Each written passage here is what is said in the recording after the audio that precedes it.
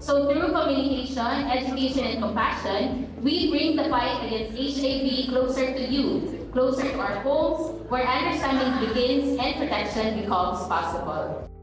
Isip pagsaulog sa World AIDS Day pag December 1, 2025, mas gipalanog sa Department of Health Central Visayas Center for Health Development ang importansya sa pakigbatok sa stigma ug sayop nga impormasyon matod HIV.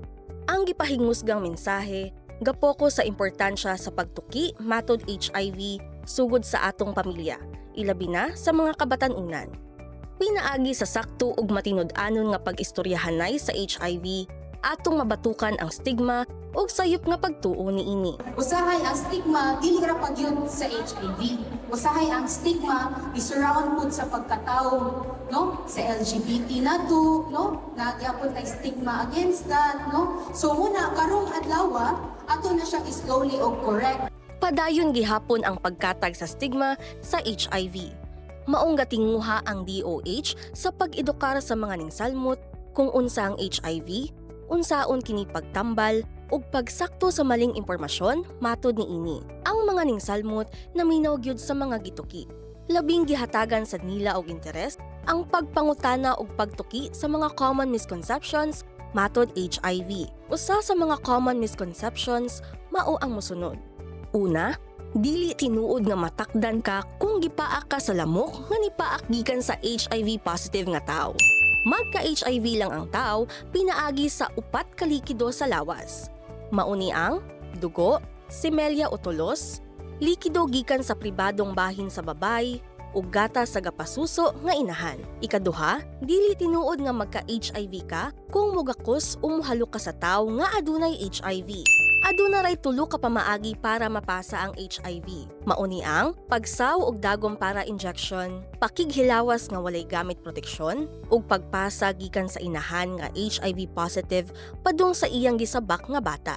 Ikatulo, dili tinuod nga walay tambal para HIV ug para malikayan kini. Para sa mga adunay HIV, mutumara sila og antiretroviral, diin ibalik niini ang resistensya sa lawas.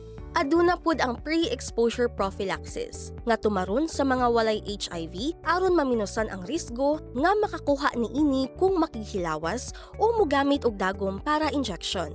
Highlight sad sa maong event ang pagpahigayon og libreng HIV counseling and testing, diin giinganyo ang mga ningsalmot nga mo-avail. Tumong sa DOH uban ang local government unit sa probinsya o syudad sa Sugbo nga madayeg ang mga tawo nga iidukar ang kaugalingon kung unsa ang HIV ug sa pagpa-counseling ug testing.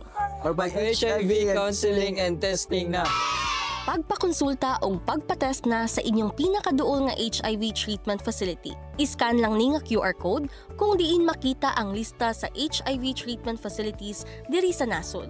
Kung magpa-testing, ang imong confidentiality o privacy siguradong protektado. Aduna sayd libreng antiretroviral o pre-exposure prophylaxis nga ihatag. Maong pagpakonsulta o pagpa-testing na.